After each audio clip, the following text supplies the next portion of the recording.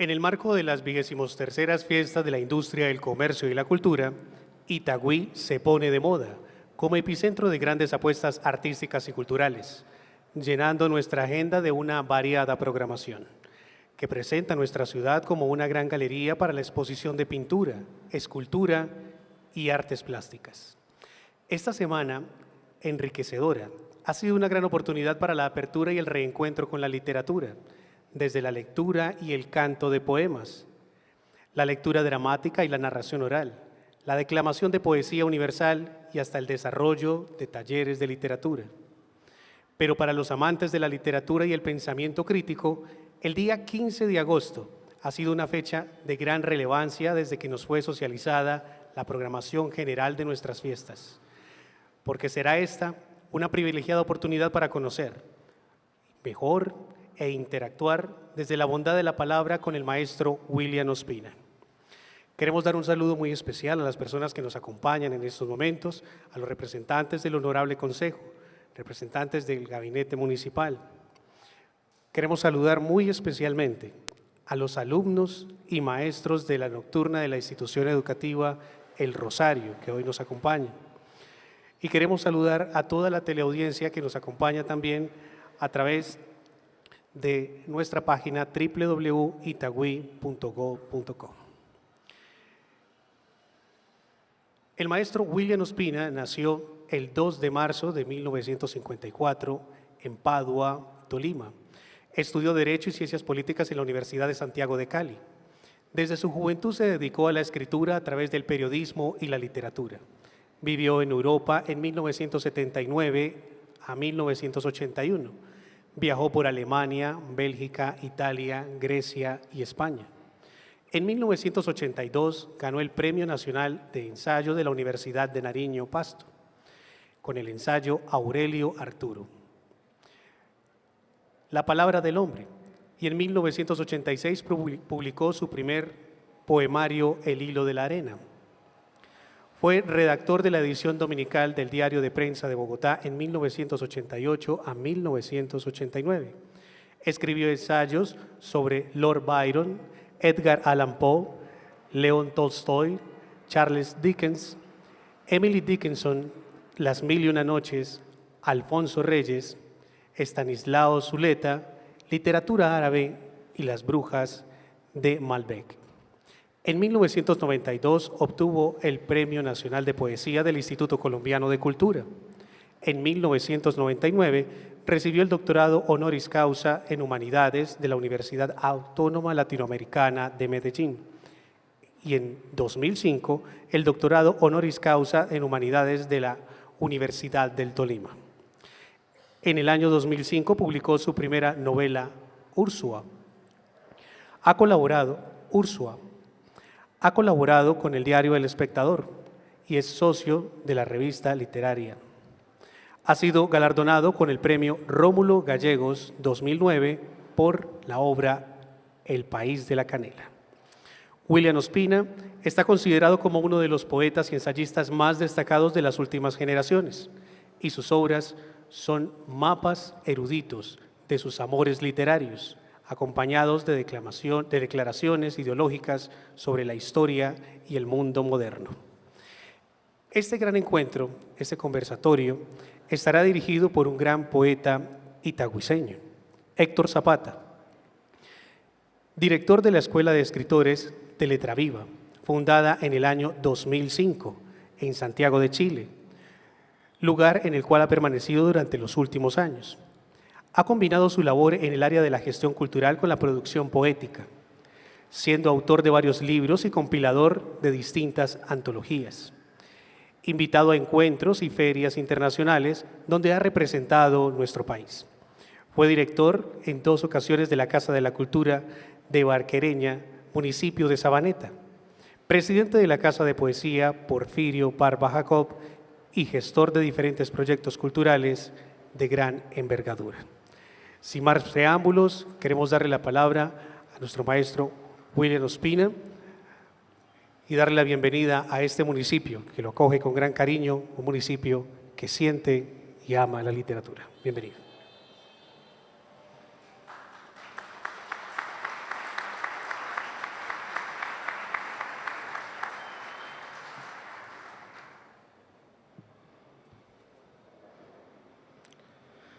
Bueno, agradezco mucho esta invitación a volver a Itagüí, donde hace ya algún tiempo no venía. Y por supuesto que agradezco mucho no solo a la administración municipal y a Héctor por esta invitación, sino también a todos ustedes por su presencia. El propósito principal de este encuentro y de este acto es más el de que sea una conversación sobre temas literarios antes que una exposición que yo haga sobre el tema. Sin embargo, quisiera decir algunas palabras muy generales sobre el tema de la literatura, del papel de la literatura para nosotros como individuos y como ciudadanos, siquiera para darle entrada a esa conversación. Y lo primero que diría yo de la literatura y del acto de crear obras literarias es que se diría que toda obra literaria muestra solamente una parte de lo que el autor sabe o de lo que el autor quiere decir. Un gran escritor francés, Voltaire, decía que el arte de ser tedioso es decirlo todo. Y como ningún escritor quiere ser tedioso, todos los escritores quieren cautivar la atención de sus lectores, agradar, encantar, despertar interés.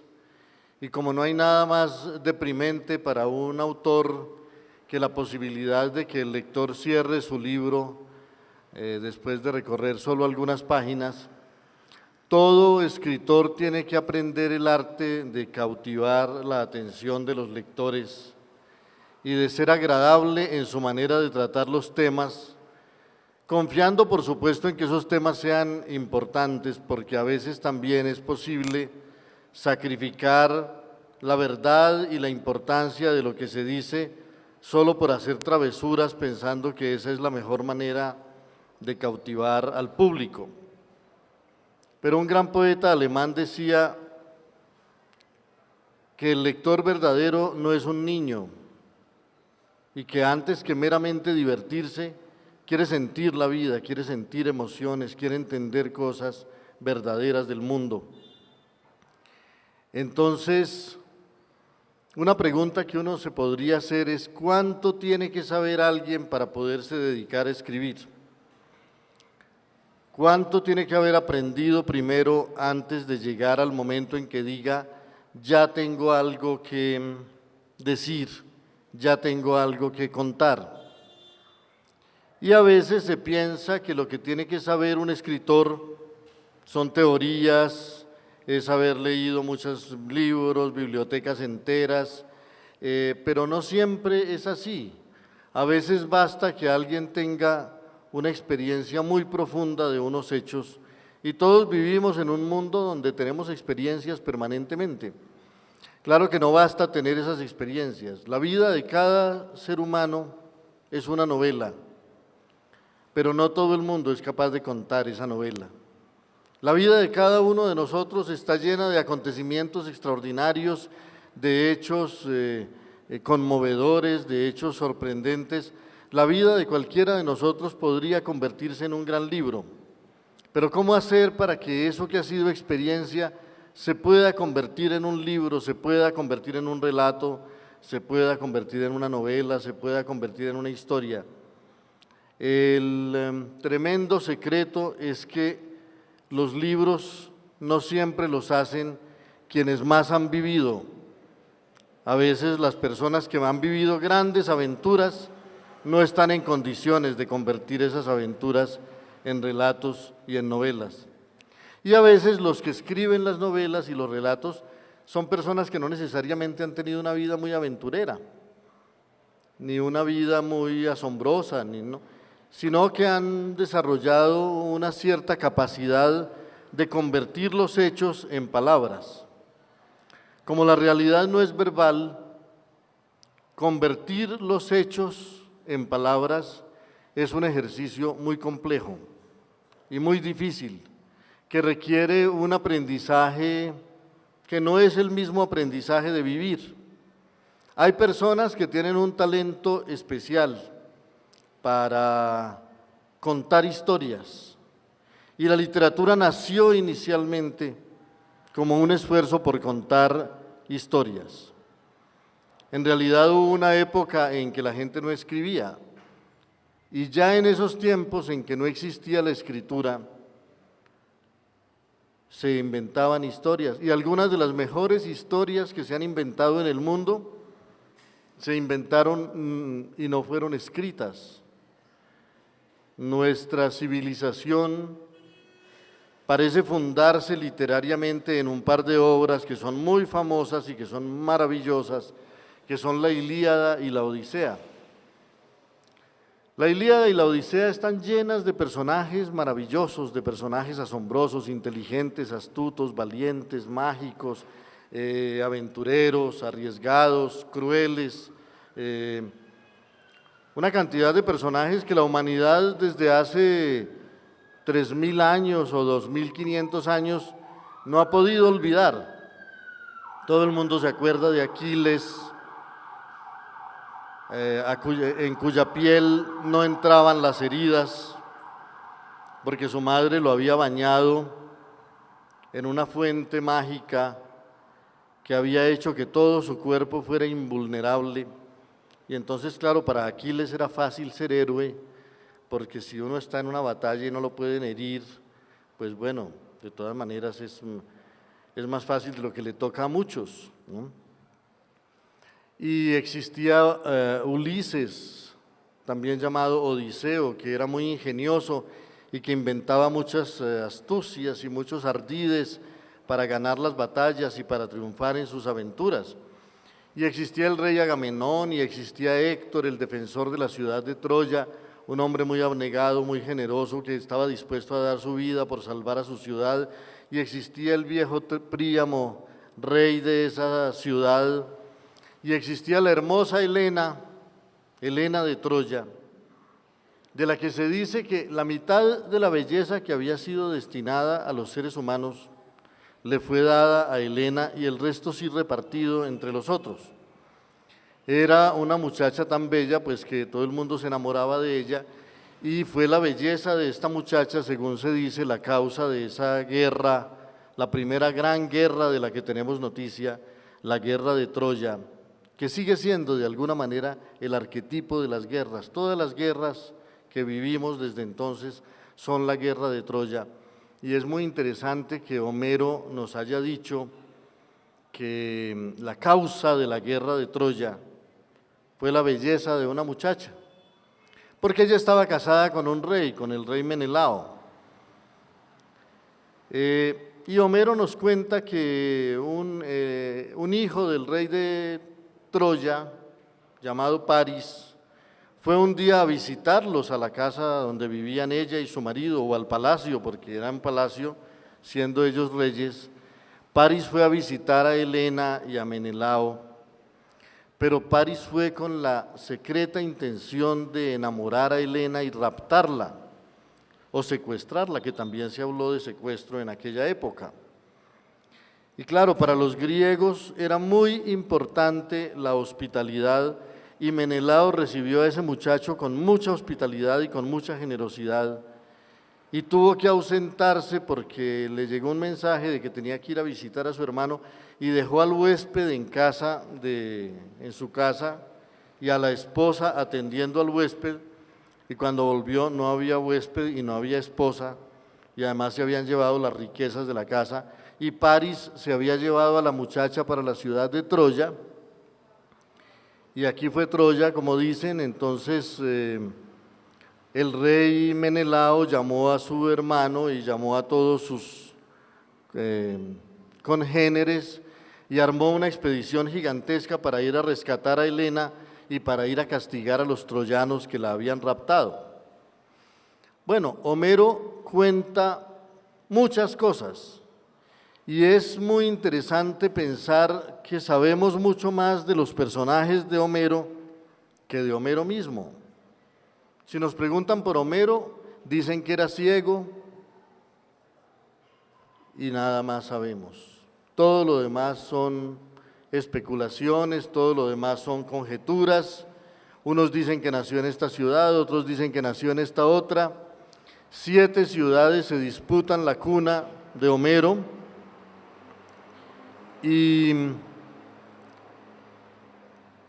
la historia de Troya que nos fue contada por él la conocemos mucho mejor que la vida de Homero.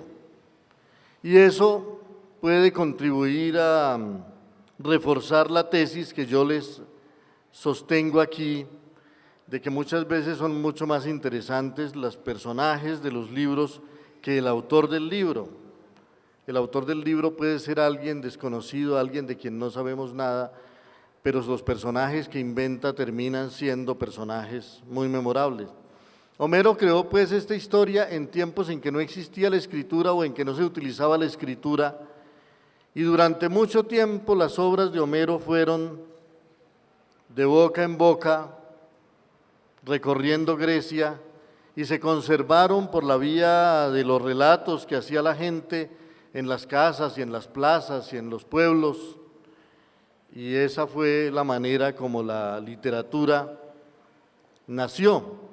Sin embargo, por lo menos la literatura de Occidente nació.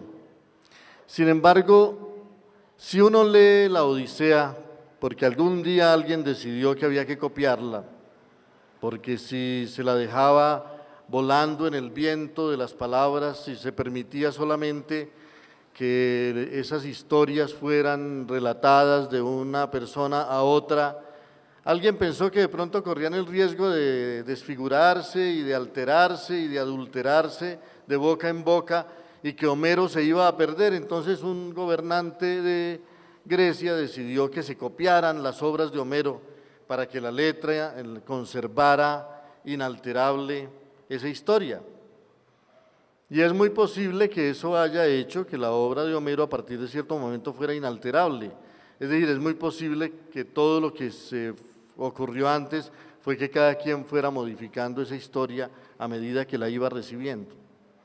Esto permite hablar de muchas cosas, de que las historias en los primeros tiempos del mundo eran historias colectivas. Todos esos relatos que llegaron de la guerra de Troya, de cómo llegaron los guerreros a Troya, de cómo los recibieron los troyanos, de cómo libraron 9 años una guerra que no terminaba y que no terminaba. Todas esas historias eran historias de Grecia, no eran historias de Homero. Homero no las inventó, Homero seguramente las recogió de la tradición, de lo que contaban unos, de lo que contaban otros, y por fin Homero es ese ser que le dio forma a todas esas historias y las convirtió en un solo relato.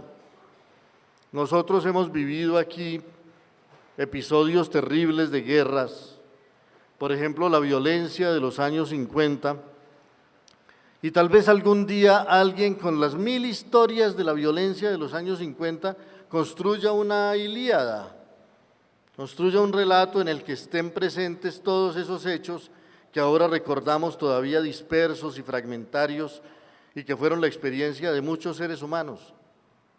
Nosotros hemos vivido recientemente episodios de violencia de muy distinta índole en estas ciudades que crecieron desmesuradamente a partir de los años 50, y ¿quién quita que algún día alguien con todas esas historias, con todas esas tragedias, con todos esos heroísmos, con todos esos sufrimientos, construya una gran historia que se parezca a una Ilíada, que convierta todos esos hechos que nosotros vemos ahora fragmentarios y aislados en un gran hecho total?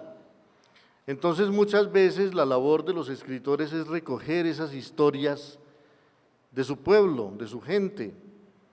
El más grande poeta de Inglaterra, William Shakespeare, que nos ha dejado una galería de personajes extraordinarios y una cantidad de obras de las que todos de alguna manera hemos sido testigos por el cine o por el teatro, o por por Shakespeare anda por ahí también en los labios de todos. Tampoco inventó él las historias que contó. Shakespeare era un gran poeta, pero era sobre todo muy bueno para volver a contar muy bien lo que había oído, lo que otros le habían contado. Entonces la historia de Romeo y Julieta no la inventó Shakespeare. La historia de Romeo y Julieta existía casi con ese mismo nombre en los teatros de Italia por allá por esa época, y historias de enamorados que habían vivido esas aventuras y esas desventuras y que habían tenido esos finales trágicos, existían en aquellos tiempos. Shakespeare tenía el talento extraordinario de coger una historia de esas que corría por ahí de boca en boca y convertirla, gracias a la sabiduría que tenía con el lenguaje, en una historia memorable y lograba darle una intensidad a esos personajes, ponerlos a hablar con una belleza, con una fuerza, con una abundancia admirable. Y entonces Shakespeare tomó 20 o 30 historias que ya existían y las convirtió en 20 tragedias inolvidables que ya la humanidad considera pues una de las cumbres de la memoria humana. La historia del príncipe Hamlet había ocurrido y estaba en las crónicas de Inglaterra.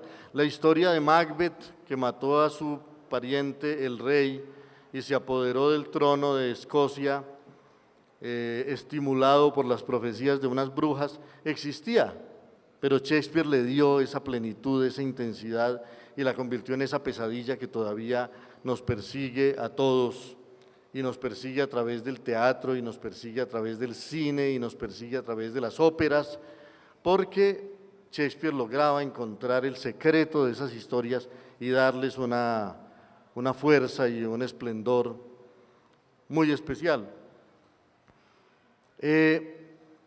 A partir de cierto momento, diría yo, los escritores no dejaron de inspirarse en los hechos públicos, pero empezaron a intervenir más en la creación de los hechos y a veces fueron capaces de inventar historias, ya no de contar historias que muchos habían vivido y que ellos mejoraban con su lenguaje y con su arte, sino que aprendieron a contar y a inventar historias. Y yo diría que una de las primeras grandes historias inventadas de las que tenemos noticia es la historia de Don Quijote de la Mancha, porque todos sabemos que Don Quijote no existió. Nadie piensa que alguna vez Don Quijote y Sancho Panza hayan andado por allá, por las llanuras de España. Todos sabemos que fue un invento de Cervantes, que lo habían metido a la cárcel y estaba por allá muy triste, en la cárcel donde, como él mismo dice, ¿no?, donde toda incomodidad tiene su asiento y todo triste ruido hace su habitación. Si son horribles las cárceles en las que esta sociedad nuestra encierra a los infractores, si son viles y crueles esas cárceles, ¿cómo serían las cárceles de hace 5 siglos? Y a Cervantes le tocó una de esas. Y en esa cárcel Cervantes, pues para tratar de no enloquecerse pues entre las goteras y las ratas y la suciedad, pues trató de inventarse una historia que lo distrajera un poco, y entonces inventó la historia de Don Quijote y de Sancho Panza, y la verdad es que no solamente logró distraerse él y entretener esas horas muy tristes de su cautiverio, sino que lleva como 5 siglos entreteniendo a la humanidad y haciendo que la humanidad reconstruya y se divierta con todas esas historias que cuentan de Don Quijote y de Sancho Panza, y también aprenda de allí toda la sabiduría que Cervantes supo poner en esos libros. Pero si uno mira la Odisea, y si uno mira las obras de Shakespeare, y si uno mira el Quijote, uno descubre que uno de los secretos de esos autores es precisamente el que Voltaire reclamaba, que siempre sabían de la historia más de lo que contaron. Y siempre ha sido un buen consejo, no solo para escritores, sino para seres humanos, que uno debe siempre decir menos de lo que sabe. que uno no debe decirlo todo, que a veces el secreto de contar una historia es el secreto de sugerirla y permitirle al lector que él sienta que él fue el único que la adivinó, que él fue el único que entendió bien de qué se trataba, porque el autor no lo dijo todo minuciosamente, sino que puso unos cuantas pinceladas por aquí y por allá para que el lector participe, invente también, para que el lector colabore con la historia, para que el lector sea de alguna manera también el inventor de la historia, y de esa manera existe ese ejercicio de colaboración entre el creador y el lector, pero existe también ese arte magnífico que se parece al arte de ciertos dibujantes orientales que no pintan el caballo, sino que insinúan el caballo, que no pintan el árbol, sino que con unos cuantos trazos hacen imaginar el árbol. Y entonces, aún en esas obras tan minuciosas y tan llenas de detalles como la Odisea o como la Ilíada, o como la Divina Comedia o como las obras de Shakespeare, uno siente que no está dicho todo, que son como la punta del iceberg, pero que el autor sabía mucho más de lo que contó. Y después por eso llevamos siglos oyendo a los lectores de la Odisea explicándole a uno cosas que Homero no dijo, pero que Homero sabía. Homero, por ejemplo, contó que la guerra de Troya había sido por causa de Helena, pero ¿cómo se dio el proceso para que París se enamorara de Helena? Homero no lo contó, y sin embargo era una parte de la historia que estaba ya en la mente de la gente de griega. Homero también escogió qué pedazo contar. Inclusive, lo que cuenta Homero no es la guerra de Troya, porque la guerra de Troya duró 10 años, y lo que Homero cuenta es solo lo que pasó en el 9º año de la guerra de Troya. Los otros 9 años nos quedamos sin saber qué pasó en ellos, salvo cuando algún héroe se acuerda de algo que pasó por allá hace 3 años, o hace 4, o hace 7, en esa guerra tan larga. Pero tampoco es, como uno podría pensar por el título, una Ilíada. Ilíada, uno diría, es la historia de Troya, porque Troya se llamaba Ilión. Entonces, la Ilíada es la historia de Ilión, o sea, la historia de Troya. Pero no, Homero tampoco contó la historia de Troya. La historia de Troya era muy larga y en realidad no hubo una Troya, sino que los arqueólogos ahora que han estado haciendo excavaciones desde hace siglo y medio han descubierto 7 Troyas superpuestas. Una ciudad tras otra, a esta la debió destruir un terremoto, a la otra la debió destruir un incendio, a otra la debió destruir quién sabe qué. Y finalmente a una de esas 7 Troyas la destruyó la guerra de Troya, la guerra de los griegos contra los troyanos. O sea, ni siquiera fue la historia de Troya la que nos contó Homero, ni la historia de la guerra de Troya, sino que él declara muy bien al comienzo de su Ilíada qué es lo que va a contar, y lo que va a contar es un episodio diminuto de la historia de la guerra de Troya, pero el episodio que fue definitivo para esa historia. Él empieza entonces diciendo: canta, diosa, la cólera de Aquiles, el hijo de Peleo. O sea que lo que él quiere contar es solamente cómo se enfureció un muchacho.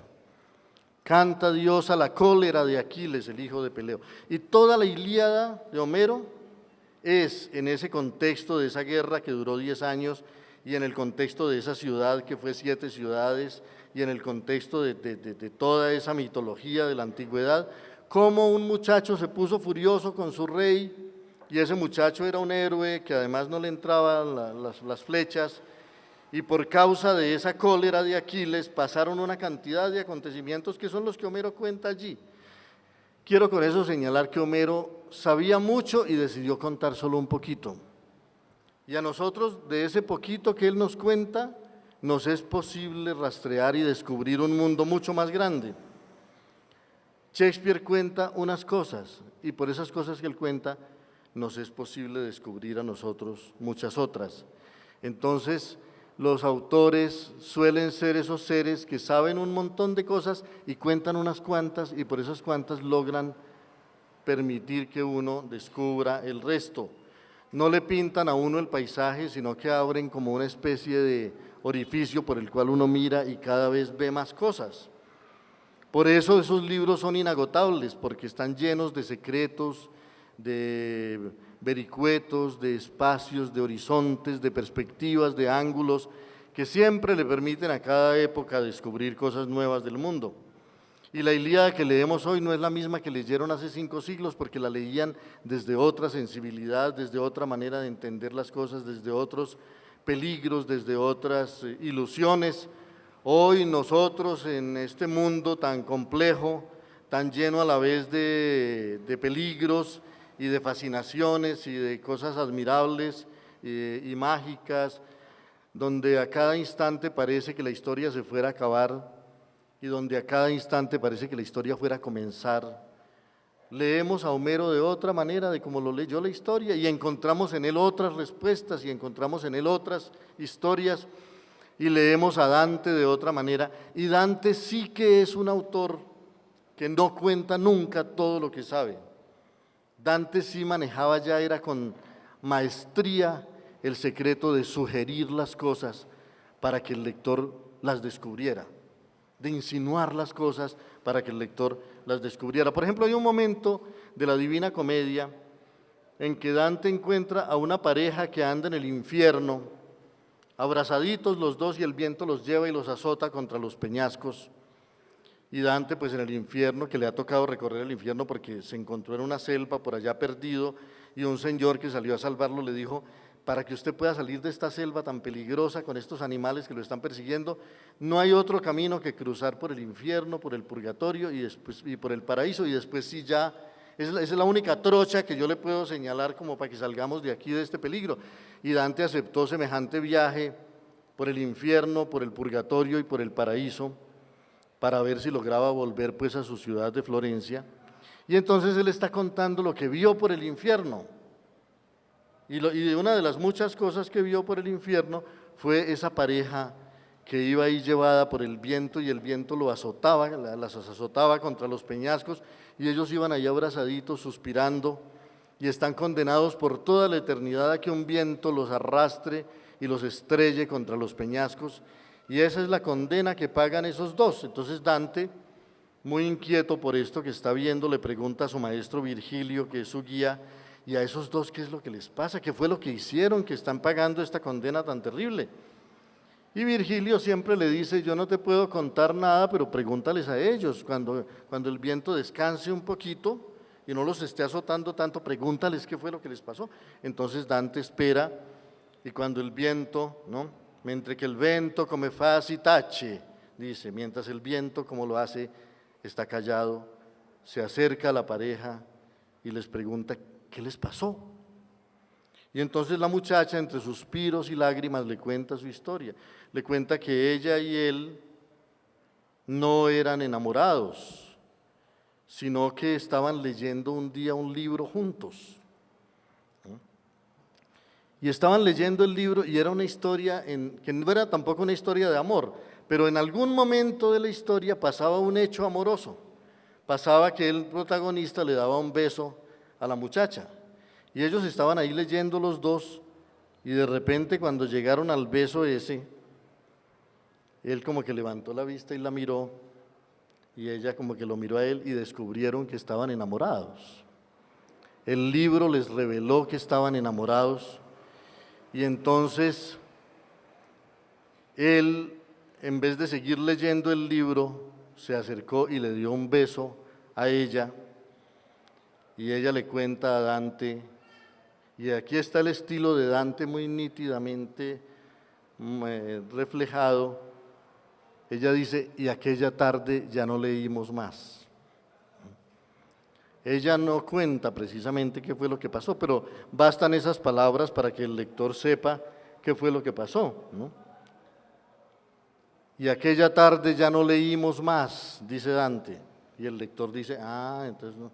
Entonces El lector siempre deduce cosas de lo que Dante está contando, pero ella cuenta otras cosas, y siempre las cosas que cuenta no son nunca los hechos, sino que medio revelando los hechos. Ella es como muy pudorosa para contarlo.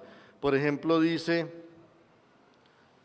que ellos murieron juntos, y Dante sí ve que tienen una herida en el pecho, los dos, o sea que los dos estaban juntos cuando una espada los atravesó. Pero Dante tampoco lo dice, solamente insinúa que si los dos tienen una herida en el mismo lugar del pecho es porque estaban muy abrazados en el momento en que la espada los atravesó, y entonces uno ya descubre otra cosa. Bueno, no eran novios, pero descubrieron de repente que se querían y de repente se entregaron al amor y de repente alguien llegó y los atravesó. ¿Quién los atravesó? Dante tampoco lo cuenta, pero también lo sugiere, porque dice: hay una zona del infierno que está esperando al que nos mató, y se llama la Caína.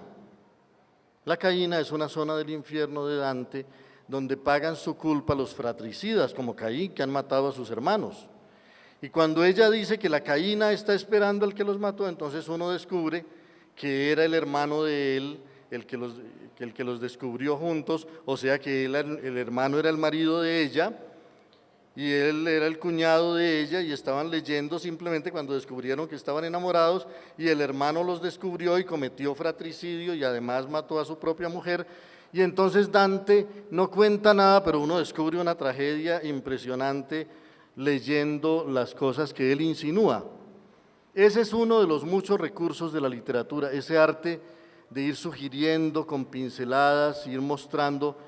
Hay otro momento, otro episodio de la Divina Comedia que está llena de episodios de esos, porque la Divina Comedia no es más que una serie de cuadros y de historias, unas de guerra, otras de violencia, otras de misticismo, otras de amistad, otras de amor, muy bellamente enlazadas en una poética maravillosa, porque Dante es sobre todo un poeta exquisito, y todo lo que cuenta lo cuenta con una gran belleza, y todos los versos de Dante dicen que son los versos más perfectos que algún ser humano haya hecho jamás. Hacer un verso bonito es algo que uno ya agradece, y de pronto cuando alguien hace un soneto y los 14 versos logran ser hermosos, uno lo agradece mucho. Pero cuando alguien hace un libro como la Divina Comedia y cada verso es oro puro, pues la humanidad lleva 7 siglos asombrada y fascinada con esa capacidad de un hombre de crear, de contar una historia y de contarla con tanta belleza, con tanta musicalidad, con tanta gracia y además con tanta destreza, porque como les digo está lleno de ese talento de contar las cosas con maestría y sin volverse tedioso, es decir, sin contarlo todo. Les iba a contar un episodio más de Dante y por supuesto no me quiero alargar más porque nos quedaríamos aquí mucho rato contando episodios de cada una de estas historias de Shakespeare, de Homero, de la canción de los Nibelungos, que es un poema tan espléndido y una historia tan maravillosa. Y es que hay un momento de la Divina Comedia en donde Dante encuentra en el infierno también un espectáculo bastante horrible. Hay un hombre tirado en el suelo, en una charca como pestilente que hay allá en el infierno de Dante siempre todos son charcas pestilentes y grutas horribles y sitios oscuros. Y este hombre, y hay otro hombre sobre él que le está royendo la nuca, le roe la nuca y se limpia como la sangre en el pelo del otro. Y Dante ve ese espectáculo tan sobrecogedor y dice: ¿qué es esto tan horrible? Y hay una figura que Dante siempre utiliza en su obra que se llama el contrapaso. Para entender las obras de Dante y sobre todo para entender la Divina Comedia, es muy importante saber que Dante utilizaba esa figura que se llama el contrapaso. Y el contrapaso consiste en que en el infierno de Dante el pecado, el castigo se parece a la culpa. Los que se dejaron llevar por las pasiones, como a Francesca y Paolo, de los que les acabo de hablar, En el infierno están condenados a que un viento los arrastre y los empuje y los estrelle contra los peñascos. Entonces, la culpa de ellos fue dejarse arrastrar por las pasiones y el castigo es dejarse azotar por un viento que los lleva y los trae. Siempre donde uno encuentre a alguien siendo castigado en la Divina Comedia, el castigo que sufre es parecido a la culpa que cometió. Y a eso lo llaman el contrapaso, ¿no? Esa es la figura del contrapaso. Entonces Dante una vez más ve esta figura, esta escena tan horrible, y le dice a Virgilio: ¿y a ese qué le pasó? ¿Por qué está royendo la nuca de ese otro señor por toda la eternidad? Y entonces Virgilio una vez más le dice: pregúntale. Y Dante se acerca y le pregunta a ese señor que qué está haciendo ahí, que por qué está haciendo eso. Y ese señor, que se llama Ugolino y que era de una ciudad de Italia, de Pisa, Ugolino de Pisa, le dice: es que este señor al que yo le estoy royendo aquí la nuca era un obispo malvado que había en Pisa, y un día de una manera injusta me encerró a mí con mis hijos en una torre. Nos encerró en la torre y clavó la torre por fuera para que nos muriéramos de hambre allá adentro. Y cuando yo se los estoy contando pues aquí en prosa y en mala prosa, pero Dante lo cuenta en versos divinos y eso tiene una fuerza y una belleza y una música, pero es esta historia en lo fundamental. Cuando estaban encerrados allí, fueron pasando las horas y los días y los muchachitos empezaron a sufrir hambre y el padre también, y el padre estaba desesperado de no poder curarle el hambre a sus pobres hijos. Entonces, en algún momento él de la desesperación se mordió una mano y los hijos creyeron que era que tenía mucha hambre y uno de los hijos le dijo: padre, tú nos vestiste de esta carne, si tienes hambre, aliméntate de ella, ¿no? Y entonces él sintió tanto dolor de que su hijo le hubiera dicho eso, que él se echó a llorar y sufrió mucho, pero después los hijos empezaron a morir uno tras otro, y él vivió la agonía de ver morir a sus hijos. Y al final, él dice un verso, que es uno de esos típicos versos de Dante, que ponen a los lectores a discutir qué significa esto que Dante dice, porque el personaje termina de contar la historia y le dice que vio morir a los hijos y luego más que el dolor, el hambre pudo. Entonces los lectores y los críticos han empezado a discutir qué significa eso. Y los más benévolos y los que no quieren enfrentarse a cosas muy feas y muy serias, dicen: claro, vio morir a los hijos y el dolor no lo mató, pero el hambre lo mató, ¿no? Luego, más que el dolor, el hambre pudo, ¿no? Entonces, lo que pasó fue que Ugolino, a quien no lo logró matar el dolor de ver morir a sus hijos, ¿no?, lo mató el hambre finalmente, y así termina la historia. Pero otros, que se atreven a ir más lejos en la especulación, dicen: no, lo que Dante está contando es que luego, más que el dolor de devorar a los hijos, pudo el hambre, y entonces él se alimentó de la carne de sus hijos, ¿no? Y entonces ha habido una polémica que lleva siglos, los partidarios de que Ugolino devoró a sus hijos y los partidarios de que Ugolino no devoró a los hijos, sino que se murió de dolor, ¿no? Y sin embargo, en la propia historia hay elementos suficientes para saber qué fue lo que pasó realmente.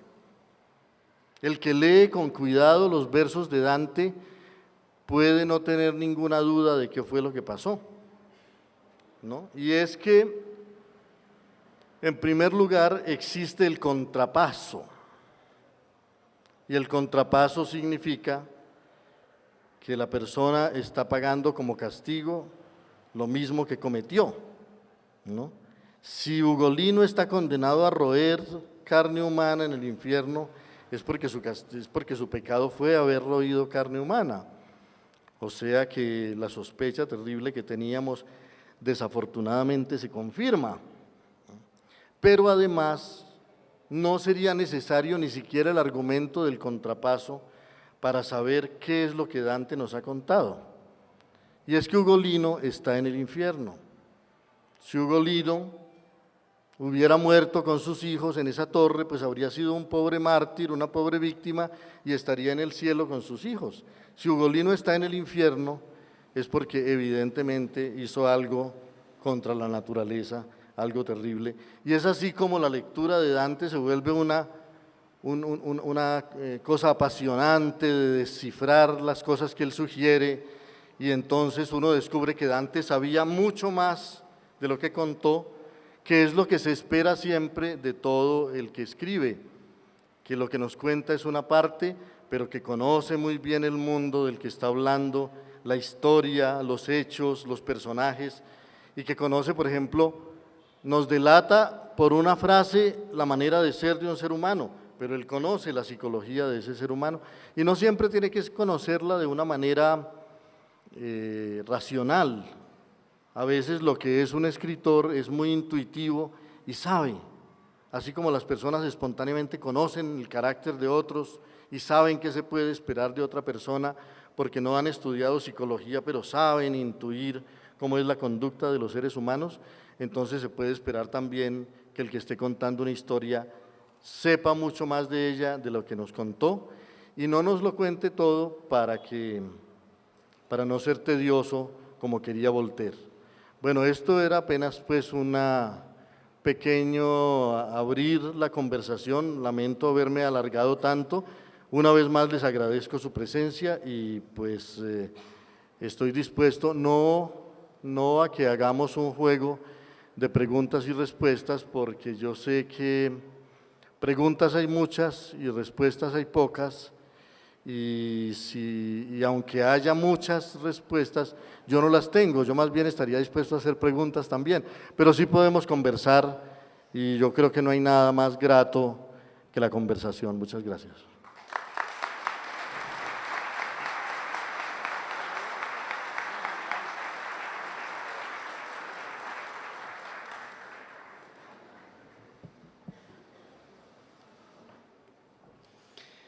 Itagüí ya cambió y hoy vivimos la realidad de nuevas oportunidades de crecer, aprender y proyectarnos. Gracias a las nuevas alternativas con las cuales logramos tejer la consolidación de una ciudad renovada en cultura, una ciudad que se pone de moda. A continuación escuchamos las palabras del doctor Carlos Andrés Trujillo, un mandatario quien, según la más reciente encuesta de opinión, hoy es reconocido como el alcalde con mayor nivel de aceptación pública en el departamento de Antioquia, con un 86%. Doctor Carlos Andrés, bienvenido a este gran espacio.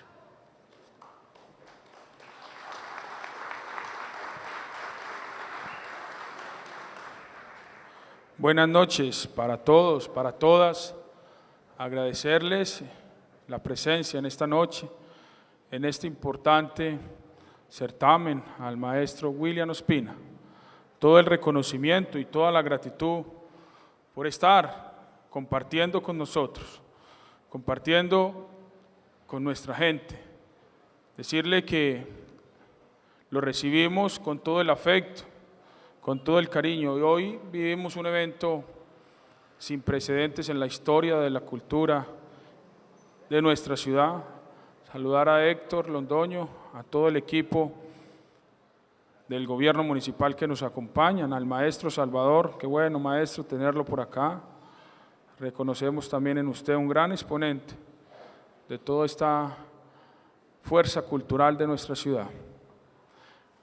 A ustedes todos, amigos y amigas, esta noche es muestra de que Itagüí ya cambió. Encontrar este auditorio tan selecto de itagüiseños e itagüiseñas que vienen a compartir este espacio cultural, que en el marco de la versión número 23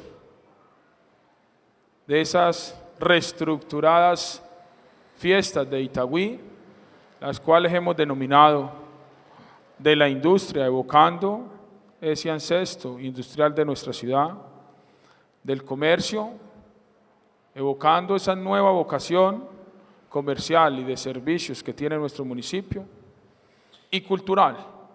Y esta noche es muestra de esa gran vocación cultural que tiene nuestro municipio y esa potencialidad que queremos proyectar, no solo generando y propiciando espacios desde el gobierno municipal, como el que en esta noche nos convoca, sino todos los que hemos incluido en esta versión número 23 de las fiestas de la industria, el comercio y la cultura, sino también desde el plan de desarrollo, el cual vamos avanzando en ir cristalizando esas realizaciones que nos hemos propuesto en los espacios culturales que nos den la posibilidad de proyectar nuestra ciudad.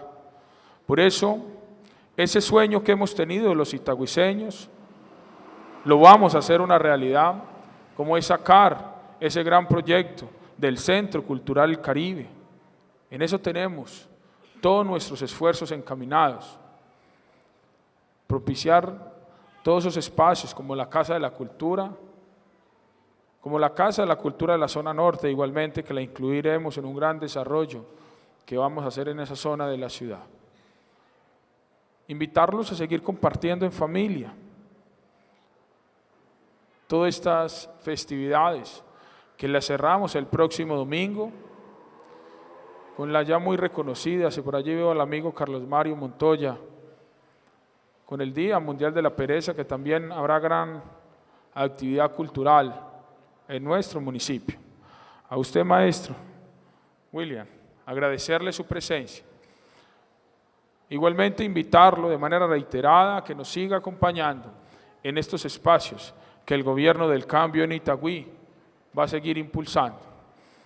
Acá nuestro amigo presentador enunciaba un sondeo de opinión, traía a colación una cifra que nos llena de mucho compromiso con la ciudad, porque haber logrado recuperar la confianza en el gobierno municipal es el mayor avance que hemos logrado en estos 7 meses de gobierno, un poco más.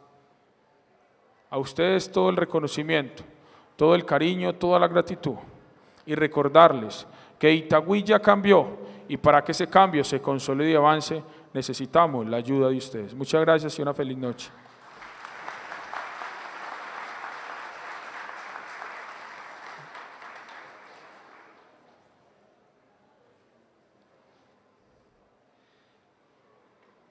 Queremos extenderles la invitación para que sigamos disfrutando de las fiestas de la industria, el comercio y la cultura. Y el señor alcalde, excusemos al señor alcalde, pues en estos momentos se dispone a hacer un recorrido por barrios que se encuentran en estos momentos disfrutando de esta fiesta. Estará en los barrios San José, Calatrava, San Francisco, un amplio recorrido para decirle a toda esta comunidad que estas fiestas de la industria y la cultura son una muestra de cómo Itagüí se pone de moda. Señor alcalde, muchísimas gracias por acompañarnos, por disponer de estos minutos para la literatura de nuestro municipio. Tenemos otra invitación también para ustedes. El día de mañana, jueves 16 de agosto, a las 5 de la tarde, en el Centro de Convenciones de Itaires, se realizará un sentido homenaje a la familia Echavarría Sur de Neiden. Si ustedes nos quieren acompañar, al finalizar la jornada se acercan y les vamos a hacer entrega de la invitación. En estos momentos nos disponemos entonces a un espacio muy especial y es al diálogo, para hablar, para dialogar, el poder de la palabra.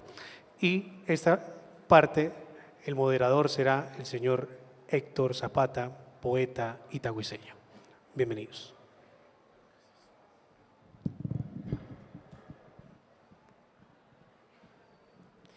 Bien, buenas noches.